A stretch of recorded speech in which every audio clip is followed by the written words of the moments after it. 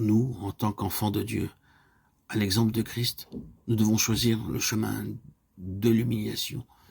Bien que l'adversaire soit un ennemi déjà vaincu, bien que nous ayons à notre disposition l'arme victorieuse, le précieux sang de Christ, nous sommes impuissants à combattre et à vaincre les puissances du mal qui nous attaquent si l'esprit du crucifié ne demeure pas en nous et s'il n'y grandit pas.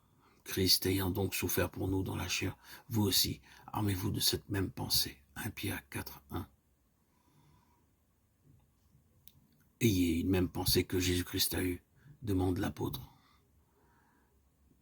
Si nous voulons que l'esprit de sacrifice qui conduisit Jésus à la mort nous soit départi, s'il habite en nous, nous cessons de pécher. 1 Pierre 4, 1. Nous ne vivons plus selon les convoitises de l'homme naturel, mais faisons la volonté de Dieu. Sans doute l'entourage trouve étrange la conduite du racheté. Celui-ci doit s'attendre à ce qu'on dise du mal de lui. Et même, il est heureux lorsqu'à cause de Christ, il est maltraité et qu'on dit faussement contre lui toutes sortes de mal. L'Esprit de Dieu et l'Esprit de gloire demeurent sur lui. Et c'est parce que Dieu l'a scellé de son sceau qu'il est calomnié. Qu'importe, en son enfant Christ est glorifié. 1 Pierre 4, 14.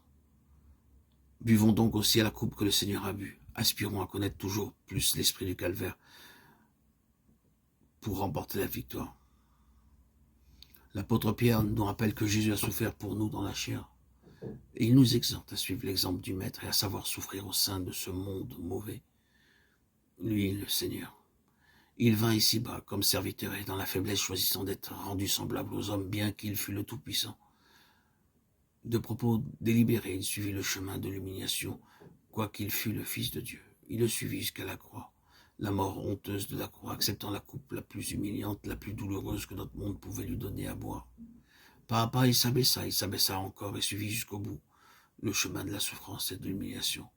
Pour lui, le calvaire ne fut pas une théorie, un sujet de dissertation. Il souffrit dans la chair. Et nous, enfants de Dieu, fortifiés intérieurement par son esprit, nous sommes victorieux par le sang de l'agneau.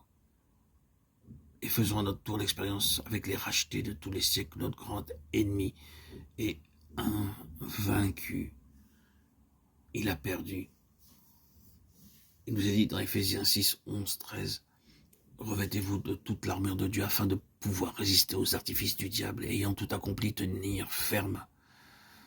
Ce passage, l'épître aux Éphésiens, désigne nettement l'adversaire et nous initie au combat, à soutenir, lorsque par la vie de résurrection qui agit en nous, nous sommes entrés dans le domaine spirituel.